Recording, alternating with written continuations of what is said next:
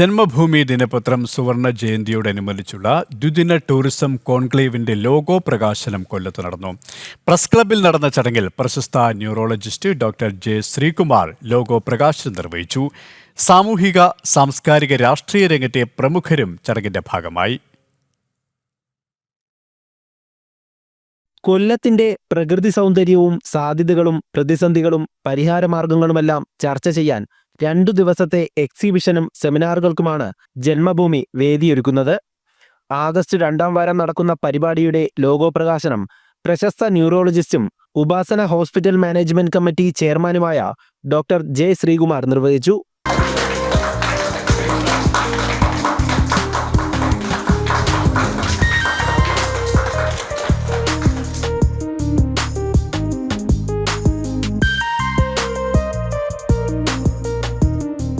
കൊല്ലമെന്നത് ടൂറിസത്തിന് അപാര സാധ്യതയുള്ള ജില്ലയാണെന്നും ജന്മഭൂമിയുടെ സാമൂഹ്യ പ്രതിബദ്ധത മാതൃകാപരമാണെന്നും അദ്ദേഹം പറഞ്ഞു.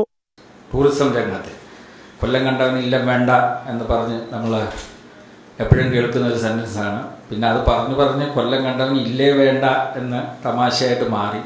അങ്ങനെ കൊല്ലത്തിനൊരു ഇല്ലം വേണ്ടേ, അങ്ങനെ ആ ഒരു ഇല്ലം ഈ ഒരു വലിയൊരു പരിപാടിയാണ്. 2 ദിവസം നീണ്ടു നിൽക്കുന്ന പരിപാടികൾ പ്ലാൻ ചെയ്യുന്നത്.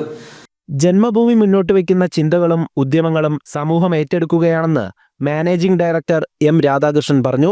എല്ലായിടത്തും വളരെ നല്ല ചർച്ചകളും സെമിനാറുകളും സിമ്പോസിയങ്ങളും നടന്നത്. അതുകൊണ്ട് ഈ പരിപാടികളിലേക്ക് ഓഡിയൻസ്, പങ്കാളികൾ എന്ന് പറയുന്നത് അതും വ്യത്യസ്തരായിട്ടുള്ള ആൾക്കാരായിരുന്നു, സ്ഥിരം ഓഡിയൻസ് ആയിരുന്നില്ല. സ്വാഗത സംഘം ചെയർമാൻ പ്രതാപാർ നായർ ചടങ്ങിൽ അധ്യക്ഷനായി.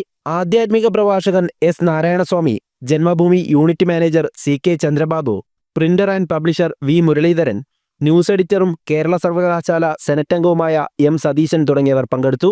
ജനം, കൊല്ലം.